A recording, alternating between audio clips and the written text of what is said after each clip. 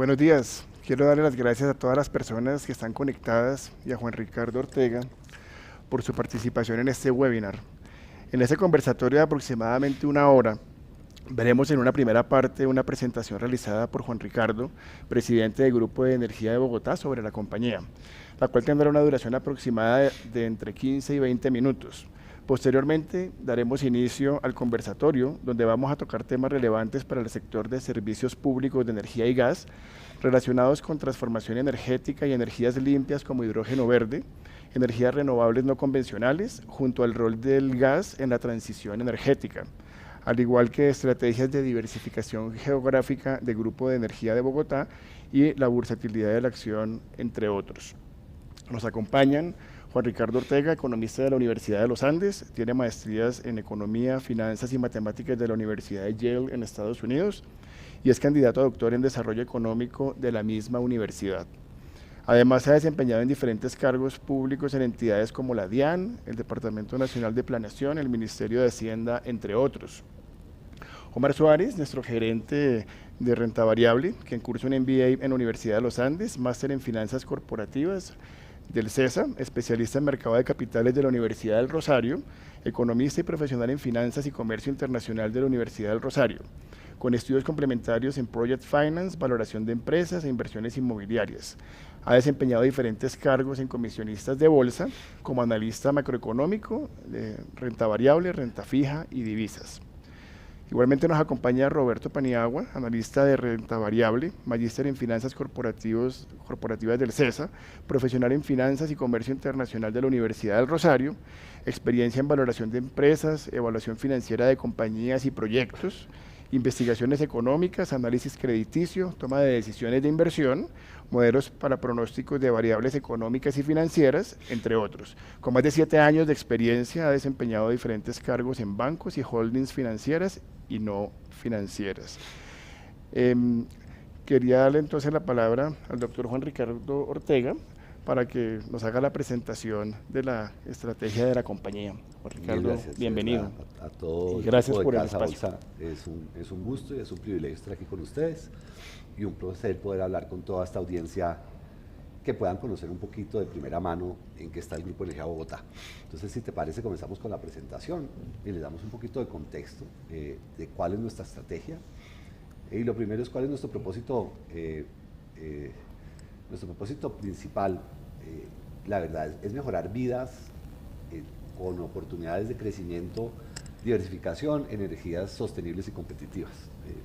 Eso que suena un poquito filosófico, esta es una empresa pública que tiene presencia en Guatemala, en Brasil, en Perú y a través de nuestro socio principal en Guatemala también, Costa Rica y Panamá. Y tenemos un plan muy claro de acompañar lo que está haciendo la transformación del mundo, particularmente en toda la parte de renovables no convencionales, el poder acompañar esa transformación que se requiere de las matrices energéticas y ser líderes en la parte de transición. Y eso lo estamos haciendo en Colombia, pero tenemos claro que una estrategia de diversificación es una forma de generarle valor a todos nuestros socios y lo hemos demostrado con resultados crecientes todos estos últimos años. Creo que fue acertado el planteamiento estratégico que hicimos y como ustedes pueden ver en esta primera diapositiva, la participación internacional en el EBITDA ha crecido hoy en día un 36%, en monedas muy sólidas. Guatemala es casi que tener dólar, Guatemala es un país que recibe casi 10.000 millones de dólares de remesas, entonces el flujo de dólares garantiza una estabilidad del quetzal gigantesca. Costa Rica tiene una historia muy larga de estabilidad cambiaria, de hecho tiene gran parte de la deuda hipotecaria a los hogares en dólares. Panamá es totalmente dolarizada y eso fue parte de la transacción con Enel por la que nosotros hicimos esa expansión a Centroamérica con ellos. Y en el resto de la región hemos hecho unas inversiones muy importantes en Brasil, que les voy a hablar más adelante. Hay una transformación importantísima de la matriz energética brasilera. Brasil es un país industrial con un potencial enorme y una de las economías más grandes del mundo. Entonces, el potencial de crecimiento en Brasil, hoy en día somos el quinto inversionista más grande en este país. Entonces, teniendo los recursos en Colombia de transmisión indexados e indexados al dólar, teníamos a TGI en dólar, que es uno de los temas que vamos a hablar más adelante, donde el cambio regulatorio ahí va a generar unos cambios, y por eso empezamos a hacer inversiones en el exterior a través de Enel. y lo que tenemos en los otros países. Entonces pasemos a la siguiente. Y ustedes pueden ver aquí un poquito el compromiso que tenemos. Hemos generado unas reglas muy claras de gobierno corporativo, una parte central de lo que yo creo en la vida y lo que ha sido mi gestión siempre. Es hacer un énfasis enorme a la parte ética, de valores, de controles, de procesos, una parte gerencial muy rigurosa, que es el ancla de un buen gobierno corporativo. Y eso es un contrato con todos ustedes y por eso repartimos utilidades en promedio un 75%. Hay un acuerdo muy claro de cómo se reparte, cuándo se reparte. Y con eso hemos logrado a través de la gestión un 7% el crecimiento del dividendo ordinario y un 8% de rentabilidad promedio del dividendo. Y si ustedes ven en los últimos 3 años de nuestra gestión, hemos estado todos los años en orden del 3 y 15%, en parte por una caída muy desafortunada del precio de la acción, que de ninguna manera representa la realidad ni los fundamentales de la empresa. Es sorprendente lo costosa que es la liquidez del mercado bursátil colombiano, y es un tema donde ustedes ahorita me podrán ilustrar, pero con todo y eso el comportamiento desde la oferta pública inicial del grupo es importante, es un 30% y un 130% de retorno total, y las utilidades las venimos creciendo en un 11%, y este año vamos a dar un 179 pesos de dividendo ordinario y seguimos con la costumbre de dar dividendos extraordinarios para poder garantizarle un muy buen retorno a nuestros accionistas, principalmente los fondos de pensiones que han confiado en nosotros y el distrito, ¿no? Hoy en día somos la segunda fuente de ingresos, la tercera fuente de ingresos de Bogotá. La primera es el ICA, la segunda es el predial por las reformas que yo tuve mi oportunidad de hacer y hoy en día posicionamos al grupo. Cuando yo era secretario de Hacienda del grupo, a duras penas se veía dentro de los resultados financieros de la empresa. Hoy en día somos la tercera fuente de la ciudad de Bogotá y es absolutamente estratégico en el desarrollo de la ciudad. Adelante. Y si ustedes quieren ver un poquito lo que comencé diciéndoles, vale la pena ver la página web de Bill Gates. De verdad, el trabajo de Bill Gates de educación y de acercarse al público explicando la trascendencia del reto que enfrentamos como humanidad. Ese es un proceso de lo que llaman acción colectiva. Solo si cada uno de nosotros y todos los inversionistas de ustedes son conscientes que ese es un problema que no lo resuelve un tercero, solo lo resolvemos cada uno de nosotros en nuestro día a día, y eso requiere eficiencia energética en sus casas, calibrar bien las llantas del carro, cambiar el carro por un carro eléctrico en la medida que pueda si tiene esos recursos. Todos podemos hacer algo, pero eso que hagamos no va a ser suficiente si no hay una electrificación de la economía. Y la electrificación de la economía es una transformación gigantesca. La gente piensa que las economías se manejan la mayoría en eléctrico y eso es absolutamente falso. Las grandes industrias de la humanidad, amonia, cemento, acero, plásticos, todas, absolutamente todas, son con base en calor y el calor nunca se ha generado con base en electricidad. Eso es carbón, eso es gas, ¿sí? Y eso hace que la matriz energética alemana, que uno pensaría que es un país súper electrificado, el 85% son hidrocarburos, ¿no? Y sectores como el transporte, particularmente el transporte pesado, es muy difícil imaginar por densidad energética que se pueda mover a eléctrico. Las baterías tienen que ser gigantes y los aviones pues ni se diga, ¿no? Pesan más las baterías que el avión, entonces no habría forma de transportar pasajeros. Entonces, conociendo eso y reconociendo y estudiando con mucho juicio este proceso de transición energética, Bill Gates claramente muestra que toca generar una electrificación. Renovables no convencionales va a jugar un papel muy importante. El hidrógeno está lejos, 10, 15 años. Entonces, transmisión eléctrica va a ser el protagonista de los próximos años. Y en eso el grupo ha hecho un énfasis gigantesco. Y toda esa parte de transición la tenemos enfocada en un crecimiento en Colombia, y por eso creamos una nueva filial que se llama Enlaza, dedicada 100% con una junta directiva especializada y conocedora del sector, gente muy sólida en ejecución de proyectos, como tú te has formado. Ese es un trabajo muy duro de gerencia y de estar encima de las cosas. Y con Red Eléctrica, que es uno de los grandes jugadores y una de las redes que más maneja renovables no convencionales en el mundo, somos socios 50-50 en Arco. Y tenemos toda la parte de Conecta, que es la principal línea de transmisión de energía en Guatemala, que es uno de los países con posibilidades importantes del nearshoring por la cercanía con los Estados Unidos. Entonces, el foco grande es transmisión. Es un sector que solo en Estados Unidos va a duplicar el tamaño de la red. Las inversiones de esto son como 150 millones de dólares de aquí al 50 para poder lograr la capacidad. O sea, esto es un dinamizador de las economías donde Colombia tiene excelentes empresas. Colombia tiene productores de transformadores nacionales en Pereira que son absolutamente ejemplares, tenemos uno de los mejores productores del mundo de aisladores de transmisión en Medellín. O sea, la capacidad de un encadenamiento, de tener una industria colombiana encadenada con un clúster, con empresas tan buenas como ISA, como Ecopetrol, como nosotros, como EPM, nosotros vemos aquí un apalancador de crecimiento y desarrollo gigantesco para Colombia. Y si uno piensa en renovables no convencionales, en una economía grande, las únicas que se pueden dar el lujo de pensar solamente en eólico y solar son pequeñas como Dinamarca, que han podido llegar a tener 90% del despacho de renovables no convencionales. Uno requiere estar integrado, entonces la interconexión con los otros países es central. Colombia se ha beneficiado enormemente de la integración con Ecuador. Cuando falta aquí hay allá, eso permite que los precios estén más nivelados. ISA está haciendo una labor ejemplar en lograr la interconexión con Panamá, eso es súper estratégico para Centroamérica y obviamente también para nosotros. Entonces, uno tiene que pensar en todo ese proceso, pero eso no va a poderlo sostener sin gas. El gas es un combustible que se va a mantener por su densidad energética. En Perú estamos haciendo pruebas contundentes en Cálida, que es nuestra empresa de distribución de gas, 1.600.000 clientes, crecimos casi 270.000 el año pasado, pero estamos muy enfocados en el transporte.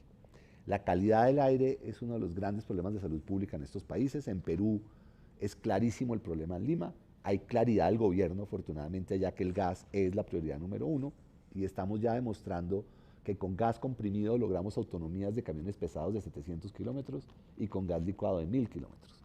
Y ya estamos construyendo en sociedad con Promigas estaciones de servicio en Melchorita, que es donde está el gas licuado, en Lima y en el norte, en toda la zona de Piura y Trujillo, para garantizar que toda la logística de la costa peruana se pueda hacer en gas y generando incentivos con toda la cadena del gas para que la gente transforme los camiones. Acá estamos empujando la misma agenda. Colombia tiene una oportunidad enorme de transformar su parque automotor y el principal gas de efecto invernadero en Colombia que es gobernable es transporte. Por eso es tan importante que la gente de verdad sea muy consciente al momento de pensar qué vehículo va a tener y la trascendencia que todos apoyemos en ese sentido. Y en mi opinión que el gobierno dé señales poniendo impuestos a los carros que contaminamos, particularmente los que a mí me gustan, que son los carros grandotes, que la verdad no tienen sentido desde el punto de vista ambiental de ninguna manera. Y en él es obviamente la parte de generación. Ustedes saben del acuerdo que hicimos, ellos tienen exclusividad en la parte de distribución y generación, pero bajo un acuerdo que todo el foco de crecimiento en él es en renovables no convencionales. Y ahí hay una estrategia muy clara con proyectos ya totalmente preparados y va a venir una subasta de capacidad, porque Colombia tiene retos de energía ya hacia el año 28 y eso va a ser en el mes de agosto y en él está preparando un portafolio muy interesante y lo que es una matriz hoy en día de 4.000 gigavatios puede llegar a ser 7.000 en el cual el 90% van a ser renovables no convencionales. Entonces, lo que nosotros vemos, y por eso llamamos mejorar vidas, la transición energética es nuestra misión y la sostenibilidad es nuestro corazón. Y por eso tenemos una estrategia muy clara en ese sentido. Siguiente. Y obviamente todo esto se hace porque tenemos unos flujos de caja súper predecibles y estables y crecientes. En él es sólida en toda la parte de distribución y generación, tiene unos expertos absolutamente poderosos en conocimiento del tema. Con Cálida hemos crecido el EBITDA todos estos años y tenemos una base de generación de ingreso y toda una estrategia de dinamizarla. Toda la parte de vehículos que les decía tiene un enorme potencial y hemos crecido de forma muy importante a 1.600.000 clientes en Perú y tenemos 300.000 más en Dunas y ahí estamos ya haciendo lo que hacemos con mucho éxito en Enel, que es toda la parte del que llamamos de gasodomésticos. En eso estamos siendo bastante... Se cortó esta cosa, ¿sí? ¿Ya está bien? Bueno, entonces ya arreglado el micrófono, podemos contarles que en Cálida tenemos todo ese crecimiento a través de la parte de crédito, con muy buenos resultados. Ahí se ha transferido parte de toda esa experiencia que se tiene en Colombia. Tenemos de socio a Promigas, que con su producto Brilla también tiene una experiencia muy importante en ese sentido. Y en TGI, que es obviamente uno de los retos que con seguridad va a estar en las preguntas, hemos estado en toda una estrategia de fortalecer la parte operativa. Esas empresas de transporte, aquí es reducir gastos, reducir excesos, tener el cinturón súper apretado y con eso hemos sido capaces de mantener los resultados en un muy alto porcentaje. Ahorita viene una transformación importante en la parte regulatoria cuando quede en firme la resolución 702, que eso puede pasar en unos 2, 3 meses. No se sabe porque hoy en día no tenemos funcionarios en la CREG, pero relativamente pronto eso se debe resolver. Con Tugás, que era siempre como el patito feo, hoy en día pues puede volverse en un cisne, y Conecta, que estamos terminando este año finalmente el proyecto más difícil que el grupo ha ejecutado en todas las partes, donde la institucionalidad guatemalteca es más vulnerable y es donde queda toda la población con altos niveles de migración y donde desafortunadamente las instituciones y las administraciones municipales son un poco vulnerables y precarias. Pero ese es un poquito un portafolio en el cual todo está generando ingresos, casi todas están generando utilidades. La única que tuvo una rasguñón en las rodillas fue con Tugás, pero era unos litigios que se habían considerado iban a dar a favor y obviamente no dieron a favor. Pero ya de aquí en adelante no tenemos más sorpresas, afortunadamente, por ningún lado.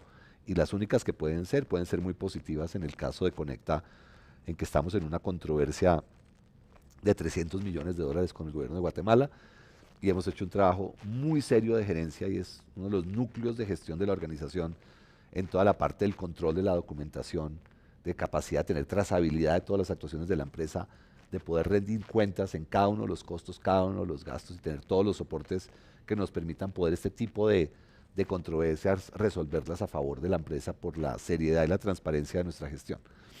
Adelante. Yo creo que ya estamos muy cerca a terminar. Como les he contado, tenemos esa visión y la estamos volviendo en hechos. Y esos hechos lo hicimos invirtiendo 961 millones de dólares en Brasil el año pasado. Ahí logramos una de las mejores tasas de endeudamiento de todas las empresas públicas en el país. Estamos bien por debajo de nuestros otros compañeros del sector. Tuvimos algo de suerte, pero también hubo mucha planeación estratégica en ese sentido. Y seguimos enfocados en el LASA, que tiene la principal línea que determina lo que es la posibilidad de desarrollo de renovables no convencionales en Colombia en toda la parte de transmisión.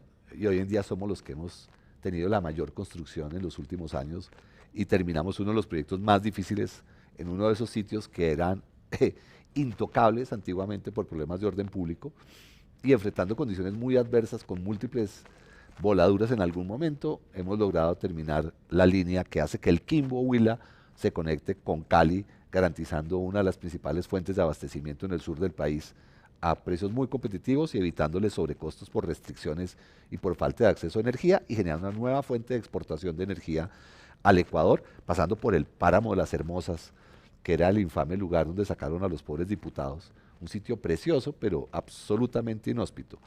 Y lo que logramos demostrar ahí son las competencias del grupo en ejecutar proyectos en condiciones muy difíciles, con un respeto gigantesco del medio ambiente, ganándonos la confianza de la ciudadanía en la región que no creía y que les preocupaba que fuéramos a destruir los frailejones, y logramos con biólogos trasplantar casi 400 frailejones para garantizar que nuestra huella es mínima, helicoportando buena parte de las piezas de las torres y haciendo pasarelas para no afectar los musgos ni los flujos de agua del paro. Y yo creo que eso es importante, que la gente vea esos proyectos, igual que hicimos en Putumayo, en el cual literalmente las torres ya no se ven porque están mimetizadas con la selva, y hemos cambiado todas las técnicas constructivas porque sabemos que el respeto del medio ambiente hoy en día es tan necesario y tan prioritario, y si no tenemos esa legitimidad ante la sociedad, ejecutar estos proyectos es imposible. Adelante. Entonces, por eso para mí es la oportunidad de estar aquí con ustedes y que vean los proyectos estratégicos, que vean lo que estamos haciendo, tener el apoyo de las administraciones públicas, el Ministerio del Interior, el Ministerio de Ambiente, la ANLA y el Ministerio de Minas es esencial. Y yo creo que nuestro principal valor es confianza. Nosotros respetamos a las comunidades, respetamos el medio ambiente. Yo vivo de la reputación, es lo único que yo tengo en la vida. Y por eso esa credibilidad creemos que es lo que nos permite tener unos diálogos, como lo pueden ver en el cambio de la 175 a la 702, donde la seriedad del trabajo, la capacidad técnica, la transparencia, permiten que demos discusiones en el ámbito regulatorio que le dan tranquilidad a ambas partes. Yo no le meto un gol a nadie y mi equipo no le mete un gol a nadie. Entonces jugamos con las cartas sobre la mesa de manera absolutamente transparente y presentando fórmulas alternativas que resuelvan los temas. Creemos que es esencial entender que hay un cúmulo de efectos en este país en este momento, que no son culpa de nadie. El COVID dejó 4 billones no pagados de los gastos de energía, y poder cobrar eso es difícil en este momento. La gente todavía no se ha podido recuperar. Yo creo que los dolores del COVID, y lo hemos visto en varias juntas de empresas que eran bastante buenas, todavía siguen muy golpeadas en flujos de caja. Este tema no se ha resuelto en ninguna parte del mundo y lo vimos en el sistema financiero de Estados Unidos. O sea, este es un dolor que fue brutal y que no ha desaparecido. Entonces yo creo que va a ser esencial y hay oportunidades en el plan de desarrollo que se subsidie la tarifa por unos años mientras que logramos ordenar la casa. El sector es un sector competente, serio, confiable. No es culpa de él que haya problemas de corrupción en las electrificadoras públicas en el sur del país y que no tengan contratos a largo plazo y que compren en bolsa y que la bolsa está cara porque no han entrado los proyectos de generación. No pudo entrar toda la parte de La Guajira que han entrado en el 22 porque en algún momento el gobierno planteó hacer unas consultas universales que fueron inviables, no se pudieron hacer y no podía, y después la Procuraduría dijo que no se pueden hacer consultas virtuales. Entonces todo el proceso de diálogo social se ha demorado y ahí se perdieron 2 gigas de potencia en un país que tiene 17. E Ituango, con todos los retos que todos conocemos, que haber salido con 2.400, hoy en día sí muchos están poniendo en el mercado una turbina. Entonces usted tiene claramente un problema de oferta y tiene un niño y no hay gas. Entonces el reto en el sector energético no es un tema de un agente o una intención, es una conjunción desafortunada.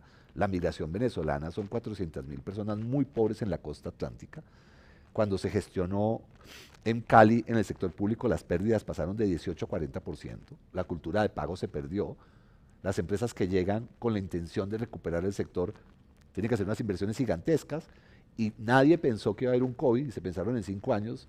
Llegó COVID y ahora pues eso cuesta mucho, entonces probablemente toca cambiar los tiempos de esas inversiones. A esa gente que no está pagando toca hacer una cultura de pago, pero eso no se hace un día del otro.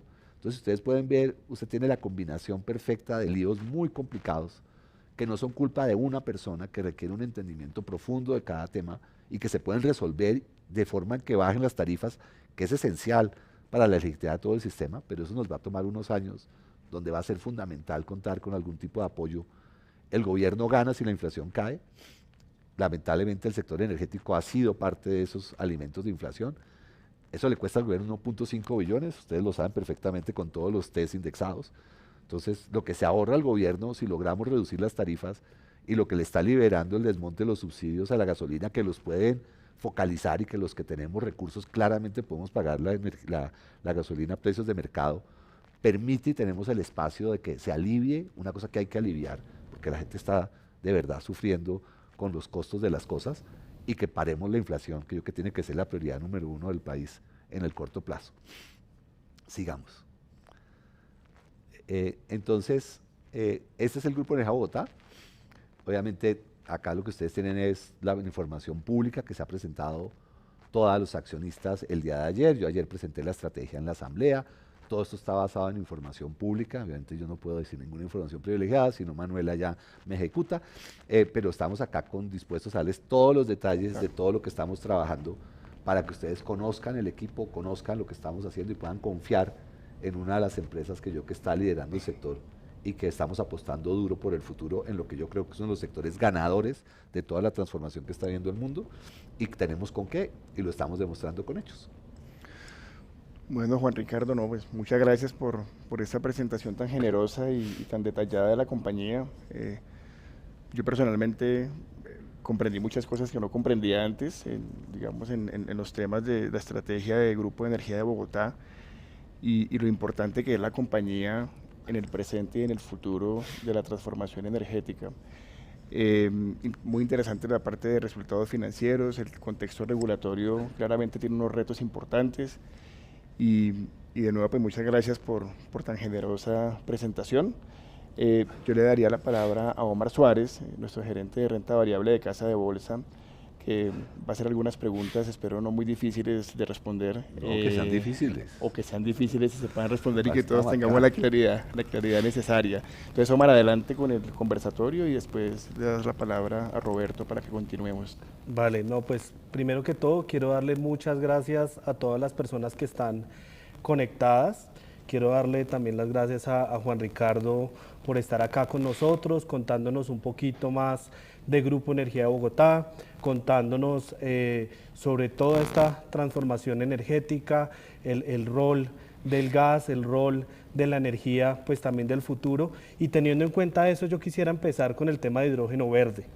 Hidrógeno verde es algo que está de moda y lo hemos visto, y hemos visto a varios actores del mercado en Colombia hablando de hidrógeno verde, enfocando muchos recursos económicos, muchos esfuerzos, mucho tiempo, como es el caso pues, de Ecopetrol, Promigas y en el caso también particular del Grupo Energía Bogotá. Tú hablabas de hidrógeno verde de pronto más como una energía de mediano y largo plazo.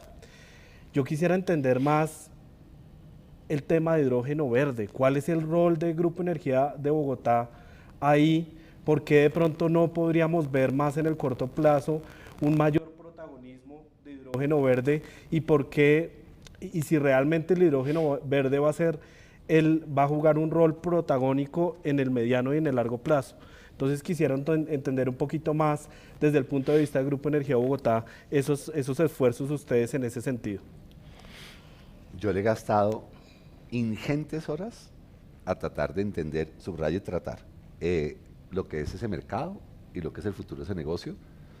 Hemos tenido la suerte infinita de tener el apoyo alemán y yo me he reunido de verdad con los investigadores líderes a nivel europeo del tema de hidrógeno. Personalmente le he gastado, casi que me han dado clases en detalle y es un tema de una complejidad infinita, ¿sí? Si quieren, la clase de química comienza con que ese átomo no se encuentra silvestre en ningún lado, ¿sí? Es un átomo muy chiquito que se pega con todo y es el átomo más chiquito de todo, luego se escapa por todos lados. La infraestructura que se requiere es brutal. Además es un átomo alevoso, esa vaina explota, ¿sí? Entonces, entender qué diablos uno puede hacer con eso no es trivial, para nada. Solo para darles una idea, si lo quiere transportar, tiene que volverlo líquido. Para volverlo líquido tiene que bajarlo a menos 270 grados centígrados. O sea, el gas licuado es a menos 130, esto es a menos 270. La energía que usted tiene que meter al agua para la electrólisis, que es la única forma de generar hidrógeno, ¿no? Pues la más fácil es, usted lo puede sacar a través del gas, rompiendo las moléculas. Todo lo que son hidrocarburos obviamente tienen hidrógeno, entonces usted los puede romper. Pero si usted lo quiere sacar del agua, que es como lo natural para que sea verde, es la condición, le mete usted energía. Eso es electrólisis. La electrólisis pierde el 50% de la energía que usted le mete. ¿Sí? Eso es absurdamente ineficiente. Entonces le valía $1 la energía, el hidrógeno le va a valer 2. Y si lo va a enfriar, le va a costar otro 30%. Entonces ya le está costando 2.50, más 2.70. ¿Sí?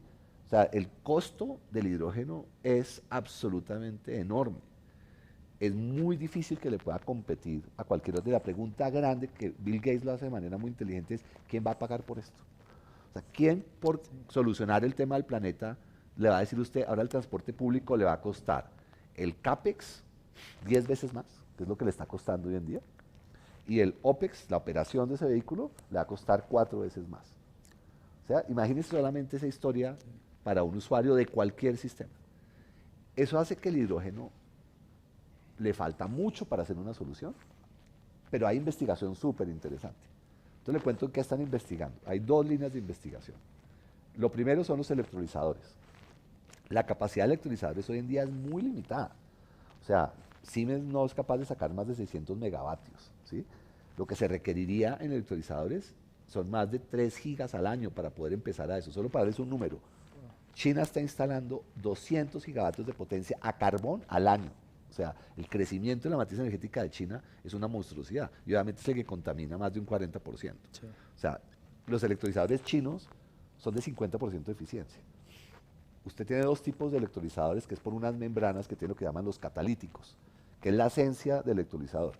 Y ahí hay un problema, que los que son eficientes son todos con derivados del platino, que hacen muy caros los electrolizadores, y son paladio, iridio, indio, osmio, platino y paladio, creo que son más o menos los, que son todos los de 70 y pico protones en la tabla periódica. Esos son, en el mundo, 7 toneladas de iridium se producen al año.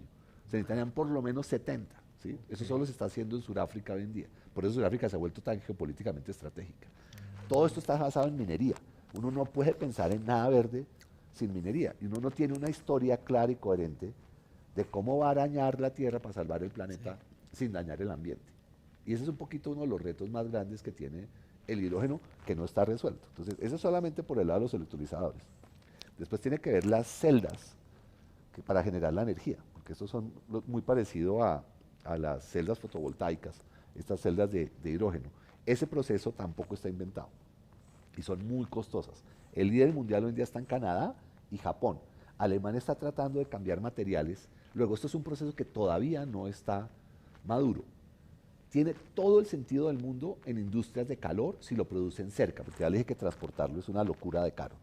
Y eso es un poquito lo que están haciendo, ¿sí? Y si usted produce amonia, cemento, acero, plásticos, es razonable. En las refinerías, por eso Ecopetrol está utilizando, y es un gran utilizador de hidrógeno, y lo puede hacer. Pensar que eso va a resolver el tema de nuestros vehículos, yo no la veo, ¿sí? Yo personalmente puse hidrógeno en vehículos en Alemania y en España. Usted tiene que bajar a 900 bares, tiene que elevar a 900 bares de presión el gas.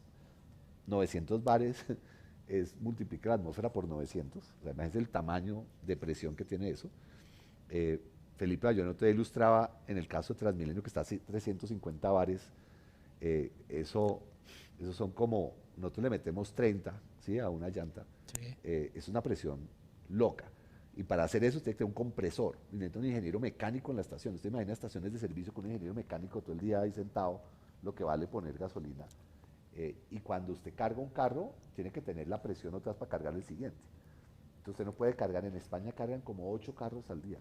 Wow. O sea, imagínese que usted tenga muchos carros y que llegue a explotar una vaina de esas, y tiene que estar todo frío, y el carro tiene que parar si se calienta el combustible. En España en el verano tuvieron muchos líos cargando los carros, o sea, en Barranquilla, en Honda, nadie puede cargar un carro porque la temperatura del hidrógeno puede subir o si no explota.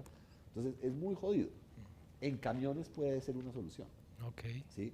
Pero van a ser segmentos, va a ser localizado, y lo que usted va a tener es una cantidad de fuentes de energía diversas. ¿Sí?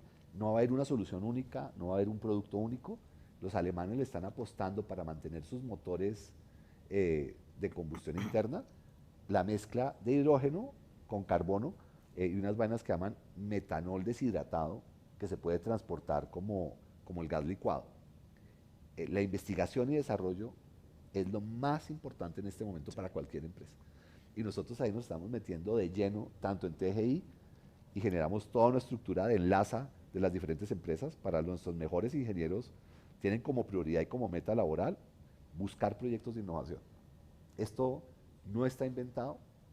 El que logre pegarle a la bolita la va a sacar del estadio y va a ser un tema muy movido por las próximas décadas. Okay. Bueno, Juan Ricardo, pasamos un poquito del hidrógeno, que nos explicaste muy bien. También me quedaron muchos temas claros con tu explicación. Sigamos en la línea de energías limpias, pero ahora energía renovable no convencional. Tú bien lo mencionabas, es un foco para Grupo Energía Bogotá. Sabemos el potencial tan grande que tiene Colombia en eólico y solar, pero también hay retos. Entonces cuéntanos un poco para el grupo dónde ven el potencial en la región de la mano de Enel, dónde ven los retos, y también sabemos que para que haya esa generación tiene que haber una transmisión, y ahí es donde entra un poco la historia de Colectora como soporte para todos estos proyectos. Entonces cuéntanos un poco estos dos frentes, cómo los ven en el grupo. El gran reto es el diálogo social, lo que llaman la licencia social para operar. Hay muchos imaginarios de que estos son negocios muy rentables porque son de gran inversión de capital. ¿Por qué hay participación privada en el sector eléctrico en el mundo y por qué se transformó la regulación a partir de California en Estados Unidos en los años 90? Porque los volúmenes de capital que esto requiere no los moviliza un solo sector. Claro. Se requiere movilizar a mucha gente. Esa cantidad de capital hace que estos proyectos sean proyectos de 300, 1.000 millones de dólares. Y la gente cree que porque hay una inversión de capital hay una enorme riqueza que permite que todo el mundo pueda tener beneficios de esto. La gente le cuesta trabajo imaginar que eso es un sector totalmente regulado, ¿sí? Nosotros lo que hacemos en transmisión, ponemos una oferta a lo que cuesta la línea y de ahí todo costo se come la utilidad y son negocios de márgenes del 8%. El 8%, ustedes lo saben mejor que nadie, es una tasa muy baja. O sea, si se sube el costo financiero que está ocurriendo ahorita, Sí. se puede desaparecer la rentabilidad de estos negocios muy fácil. Ok. Por eso es un tema de manejo de endeudamiento y manejo de capital de muy largo plazo, con mucho tino, con grandes tendencias. Acá nadie se vuelve rico, nadie se vuelve rico al 8%. ¿No? Aquí sabemos que, es que las vacas dan 40%. Entonces usted tiene un problema en Colombia donde la gente tiene unos imaginarios de cómo se genera riqueza. Bill Gates a lo largo de su vida generó 36%. Ese es Bill Gates, ¿sí? O sea, yo soy Juan Ricardo Ortega. O sea, entonces yo estoy en un negocio de 8%. Eso hace que usted no sea rico y no puede volver rico a toda la gente de la nada. Nosotros podemos trabajar con las comunidades, podemos formar gente, podemos dar empleos dignos, pero no podemos generar riqueza. La riqueza en los sitios abandonados del país requieren de Estado y las empresas no podemos reemplazar al Estado. Desafortunadamente se bloquean los proyectos y la gente no es consciente que un proyecto de estos al día parado puede costarle a usted $300.000, porque usted tiene que pagar contratistas, tiene que pagar los depósitos donde tienen las mercancías y los hace inviables. El gran reto de Colombia es que estos proyectos se están haciendo inviables por la incapacidad de ejecución. Y cualquier gerente de proyectos sabe que tener parados obreros, tener paradas maquinarias es un suicidio. Pero desafortunadamente no tenemos todavía la institucionalidad que facilite que esos diálogos sean objetivos y razonables. Y hay gente que simplemente dice, tengo el poder de parar, entonces lo boleteo y le pido lo que sea, y no hay la presencia del Estado garantizando que la gente honre sus obligaciones. Muchas gracias. Bueno, muy interesante lo que tú comentas de las energías renovables no convencionales, los retos que tenemos con comunidades, retos ambientales y retos financieros, porque obviamente se habla de impulsar estas energías renovables no convencionales, pero hay unos retos financieros también importantes, como tú lo decías, en términos de rentabilidad, y hoy en día, con estos costos financieros tan altos, no solo en Colombia, sino en el mundo, pues obviamente es un reto, no solo para este sector, sino en general para toda la economía. Yo quisiera de pronto enfocar más la pregunta hacia cómo vemos a GEB en el mediano y en el largo plazo. Cada vez se habla más de un tema de transformación del mundo y más del sector energético.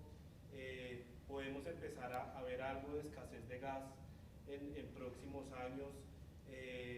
Hablamos de autogeneración, de un cambio bien importante en el concepto del consumidor de energía. Quisiera entender un poquito más GEB con esa visión de mediano y largo plazo, hacia dónde está apuntando con ese nuevo mundo que se nos viene en los próximos años y en las próximas décadas. Mire, Colombia tiene que tener soluciones importantes en su oferta de gas. Es esencial para la competitividad del país. Es un mercado que puede ser más competitivo y que puede tener precios más bajos. Colombia tenía el gas regulado en cabeza de pozo. Hasta el año 2013 el precio del gas era más o menos $1.5 el millón de BTUs. Hoy en día están 6. ¿Sí? O sea, el gas en Colombia se está volviendo caro. No es muy claro, en mi opinión, las bondades de esa desregulación, porque se suponía que hay un montón de oferta y no se ha visto la oferta. Yo creo que uno tiene oferta cuando hay competencia y creo que es un mercado donde la competencia en Colombia sigue siendo limitada. No hemos sido capaces de sacar los proyectos de regasificación y es un sector que está dolarizado y que impacta obviamente toda la economía con unos costos altos. Solamente miren el Henry Hobson ayer en Estados Unidos está 1.93 el gas. O sea, la capacidad de un aparato productivo de ser competitivo en transporte, en industria, pasa por tener un energético competitivo. Colombia no ha logrado como un consenso y unos acuerdos para que esos energéticos sean competitivos. Entonces es esencial, absolutamente esencial, que se haga todo lo posible para que haya gran competencia en gas. Colombia tiene gas, ¿sí? Aquí hay potenciales importantes de gas, ya lo ha descubierto Ecopetrol en 2 pozos grandes en Orca y Uchua, pero esos son proyectos que van a estar en el 29-30, usted tiene un gap, ¿sí? Tiene un hueco ahí. En el Piedemonte hay, pero, y es ahí donde uno tiene que entender que hay personas con diferentes competencias y que Colombia tiene problemas sociales reales. En el terreno la gente sufre mucho. Hay un artículo que vale la pena que todo el mundo lea en el New York Times de lo que vive una mujer colombiana en Putumayo y cómo se le muere el hijo porque no logra poder tener acceso a servicios de salud. Magistralmente escrito el artículo. Personalmente uno llora. Es dolorosísimo lo que vive la gente en Colombia. O sea, uno no puede llegar a esos territorios sin uno ser capaz de construir confianza y plantear alternativas después de todo lo que la gente ha vivido. En eso, la verdad, nosotros hemos tenido una posición que yo nunca he tenido antes, muy constructiva, de este gobierno ayudando en eso. Y la gente se enfoca mucho en cosas negativas y podría ver que tal vez aquí hay la oportunidad de que cosas que se sabe pueden funcionar, se resuelvan y anden. Y yo creo que lo que hay en contratos de exploración, si se resuelven los temas con las comunidades y se pueden ejecutar, eso puede ser el mayor aporte que le pueden hacer a la oferta de gas. Y la verdad yo veo esfuerzos reales y confiables de que eso puede suceder. Entonces yo tengo esperanzas importantes por la naturaleza distinta de la gestión que nos ofrecen hoy en día. Eso va a ser importante. Creo que hay una discusión valiosa también en que cuando se habló de no convencionales, por falta yo que de profundidad en los diálogos se mezclaron cosas que son muy distintas. El fracking se ha demonizado. Yo no voy a entrar en esa discusión. Esa discusión ya pasé, bueno, no hay nada que hacer, eso está demonizado. Pero no todo es fracking. O sea, fracking son pozos a gran profundidad, 1500 metros, eso es bien, bien abajo, con perforación horizontal, metiendo agua con todo tipo de líquidos. Eso no es lo mismo a fractura de roca en minas de carbón. O sea, hay potenciales donde hay carbón en Colombia de evitar que ese metano salga al medio ambiente, que es un súper contaminante. Y si ustedes miran las fotos de la Unión Europea de las minas de carbón de Polonia, de las emisiones de metano que eso genera, de hecho en Europa una de las grandes preocupaciones es cómo garantizamos que ese metano se capture y se meta en el sistema de gas. Colombia tiene esa oportunidad, pero lo pusieron como si fuera fracking, porque obviamente al estar en minas de carbón requiere ruptura, pero es ruptura vertical, no hay horizontal, no se usa agua con químicos, es totalmente distinto, pero la falta de diálogo técnico profundo hace que terminemos contaminando brutalmente con metano y no utilizando un recurso que tenemos ahí, y Colombia tiene gran minería de carbón. Entonces hay gas, pero no tenemos los acuerdos sociales para poder ponerlo en el mercado, y es urgente que salga al mercado. Bueno, Juan Ricardo, creo que esto ha sido también una gran cátedra, no solo de GB, sino del sector como tal. Todos estamos aprendiendo mucho. Tenemos ya preguntas del público que las vamos a ir tratando poco a poco, pero aquí vamos a cambiar un poquito de frente y vamos a hablar un poquito de la acción de GB. También es uno de los puntos en los que estamos acá. Vemos que ustedes tomaron una decisión importante, aprobada por Asamblea, repartición de dividendos, un crecimiento del 14% en el dividendo, eso es un dividend yield más o menos del 15% a precios recientes, bastante atractivo en rentabilidad, pero también todo el mundo le pregunta a uno, bueno, ¿y qué más está haciendo la empresa para que haya más apetito por el emisor? ¿Y qué otras estrategias para rentabilizar la inversión del accionista están viendo aparte del dividendo? Tal vez temas de recompras en el mediano plazo. En ese frente, ¿cómo ven ustedes esos temas tan importantes hoy en día? La historia de la acción del GB es como el artículo del New York Times, ¿sí? Dan ganas de llorar, ¿sí? Arrancamos en 2.600, ha llegado a 1.300, ¿sí? En mi mente es incomprensible cómo uno puede aumentar las utilidades todos los años y tener resultados impecables y bajar a mitad el valor de la acción. Es como si fuera el más incompetente de todos los gerentes que hay en el planeta. La verdad, la falta de liquidez es el problema que tenemos como país. Yo creo que no se han construido un mercado de capitales y no se han generado los mecanismos institucionales para que haya liquidez. La gente sigue cayendo en trampas año tras año, y yo creo que hay una combinación de una tributación muy elevada que castiga el ahorro casi, una falta de educación financiera donde la gente le dicen 40, 60, 70% y cae como una vaca y las tumban una vez. Acá hay Ponzi tras Ponzi tras Ponzi, ¿no? Y es increíble que la gente no entienda que siempre que alguien le propone un rendimiento altísimo en un sitio todo informal es que lo están tumbando, ¿sí? Así de sencillo. Es cuestión de tiempo, no es decisivo, sino nada genera los rendimientos que en Colombia ofrecen, pero esa necesidad de la gente de tener parte de su actividad económica escondida, porque es un país que tiene un nivel de informalidad y activos ocultos muy alto, hace que la gente sea muy susceptible a ese tipo de esquemas. Y yo creo que no hay acciones coherentes del establecimiento de resolver eso. A la gente hay que darle la opción de decir la verdad a sus activos y después no clavarla con impuestos al patrimonio una y otra vez. Porque si usted hace eso, pues la gente va a esconder los activos y la van a tumbar y destruimos valor para todos, que lo están viendo en el valor de la acción. Entonces toca buscar mercados donde haya bursatilidad, ¿sí? Y este claramente no es. Entonces nosotros estamos haciendo la tarea juiciosa de buscar mercados con alta liquidez y bursatilidad y ser capaces de irnos a un mercado donde el mundo funcione, no como acá que se volvió esto una, en mi opinión, una payasada, cara e inútil. Entonces, pues lamentamos lo que han sufrido los accionistas, yo personalmente lo lloro y me da una vergüenza enorme, pero depende de cosas que son externas y lo que nosotros podemos hacer es ordenar la casa, la transformación digital del grupo es real, la trazabilidad de todos nuestros documentos hoy en día es algo verificable. A final de este año yo voy a tener totalmente numerado, indexado, toda la recepción de documentos, todo documento que se genere y todo documento que se archiva, tanto por correo electrónico porque llegue físico. Hemos montado un archivo de dedicación exclusiva para garantizar esa trazabilidad y lo estamos haciendo en todas las entidades del grupo.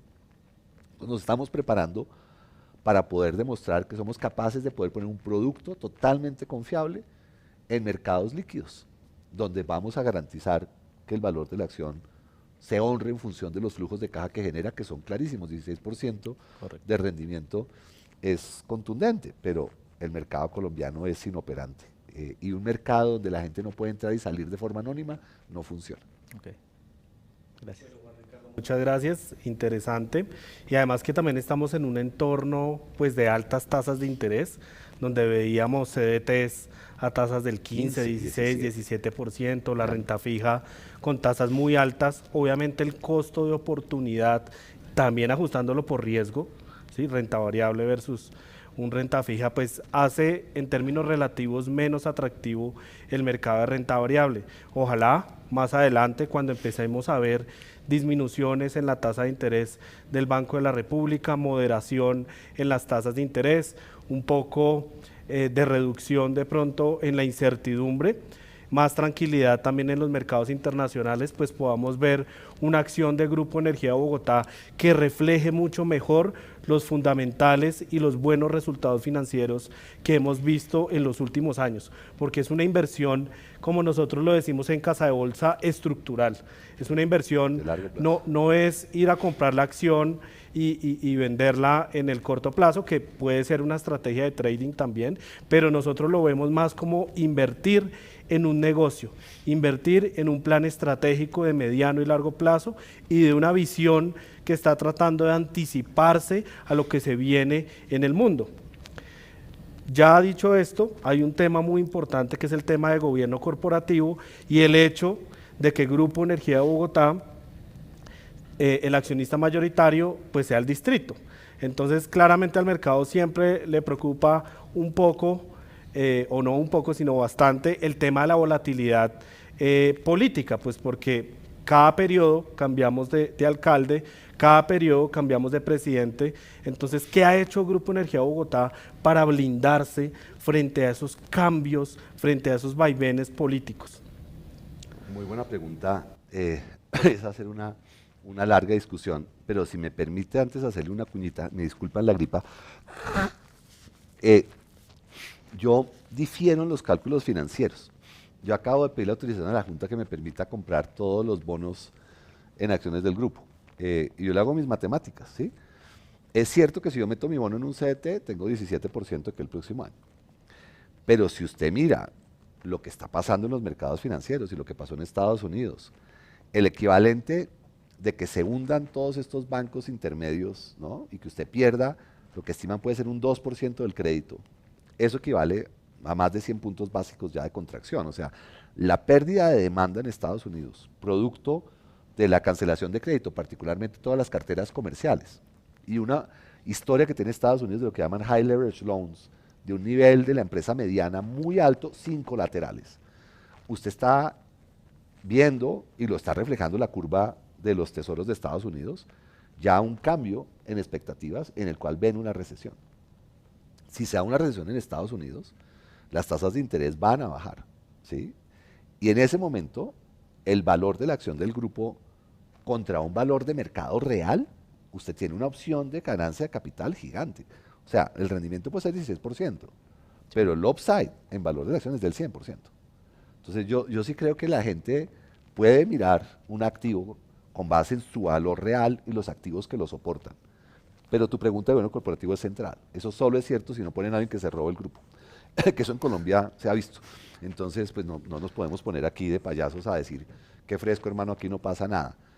Yo he gestionado el sector público por muchos años de mi vida, conozco el monstruo por dentro bien, y afortunadamente tenemos una persona con unas convicciones de servicio público muy altas en la alcaldesa, y nos han permitido hacer unos cambios muy importantes en estatutos, y ustedes vieron en la asamblea el día de ayer, nosotros hemos hecho unos procesos importantes y estamos finiquitando otros mayores que no puedo anunciar hasta que se termine, porque es un proceso de consenso, porque uno no quiere hacer algo para estar en un puesto, o sea, no puede ser para que Juan Ricardo Ortega sea el presidente del Grupo de Energía, será vergonzoso, yo no me voy a atornillar en ningún lado, es un tema de respeto con la sociedad y con todo el mundo, pero sí garantizar que la estabilidad de un plan estratégico, de una junta directiva con gente muy competente y idónea, porque hay gente muy competente hoy en día en la junta directiva, y que los vicepresidentes y los equipos técnicos, que son los que hacen la realidad de la empresa, los sistemas administrativos, la forma de selección de gerentes,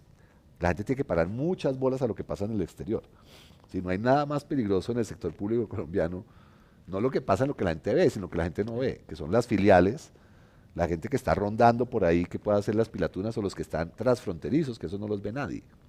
Entonces, la capacidad de nosotros generar transparencia y que la gente vea procesos en los cuales eso no se pueda cambiar, tiene todo el derecho el cambio político a cambiar un poco hacia donde quiere la empresa, es una empresa pública. Pero que la forma y la competencia de las personas sensibles, eso sí no se puede manipular, porque evidenciaría intenciones no sanas. Claro. Y en eso, yo que estamos haciendo los cambios más avanzados, tenemos a la CAF y a la AFC de cabeza y vamos a generar anclas, ¿sí?, a estos cambios institucionales, como ya lo ha mostrado el gobierno en el Fondo Nacional de Desarrollo, para que la gente pueda confiar. Y yo entiendo que eso es fundamental. Si la gente no puede confiar en que la seriedad de los equipos del grupo es absolutamente idónea, obviamente pues no es el lugar para invertir. Pero pues yo sí le estoy apostando mis años de experiencia y lo que sé y el apoyo de una alcaldesa que tiene el liderazgo totalmente coherente y claro en este tema y pues que contrata una pelota como yo, pues eso quiere decir que hay algo de coherencia en lo que estamos tratando de hacer. Bueno, Juan Ricardo, cambiando un poquito no de frente, vamos a aprovechar las preguntas del público también. Lo voy a unir con las preguntas que tenemos nosotros. Son dos preguntas ligadas al tema de importación de gas. Una está ligada a la parte que se ha escuchado recientemente, viabilidad o no de importar gas de Venezuela. Eso se ha mermado un poquito el ruido al respecto, pero está ahí. Está ahí. Uno es, ¿cómo ven ustedes esa viabilidad para el país, para el sector, para el negocio de gas de Grupo Energía? Y la otra que voy a unir, aprovechando lo que el público está preguntando, es la regasificadora del Pacífico. Sabemos que la UME abrió la puerta a convocatorias en este frente. ¿Cómo está el apetito del Grupo Energía Bogotá y bajo qué condiciones ven viable este proyecto a largo plazo? Comencemos por el fácil, la regasificadora del Pacífico. Colombia necesita alternativas para tener acceso hasta que no se estampille, es decir, que todo el país pague la infraestructura de transporte como un todo. Es injusto y desigual que el occidente del país pague unos precios mucho más altos. El potencial del Valle del Cauca siempre ha sido enorme, es un lugar de una riqueza mágica. Tiene todo el sentido que usted pueda tener recursos energéticos competitivos en uno de los lugares prometedores y ricos de Colombia. La regasificadora tiene todo el sentido del mundo. No es bancable, porque el riesgo con las comunidades, no existe ningún patrimonio privado que lo pueda asumir. Lo hemos visto con la autopista por Lobo Guerrero. Yo estuve en la reunión cuando eso prometieron que se hacía en 4 años en el 2002. Estamos en el 23, no se ha hecho, ¿sí? Entonces, usted tener un riesgo de flujos de caja cuando usted se endeuda y 20 años después va a recibir ingresos, eso no lo va a hacer nadie, absolutamente nadie.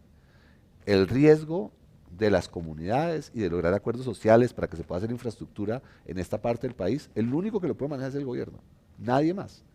Y no se ha logrado ese acuerdo. Hasta que no se logre ese acuerdo, no creo que haya nadie en su sano juicio que esté dispuesto a endeudarse con una deuda que va a exigir pago de intereses o de capital antes de los 20 o 30 o 40 años que se demore el proyecto en estar terminado y solo lo pagan cuando se termine. Entonces eso simplemente no da. Pero es muy importante y Dios quiera que se tome conciencia de la realidad financiera de que alguien con un capital, en el caso nuestro público, pues no lo puede exponer a la incertidumbre que el proyecto lamentablemente conlleva.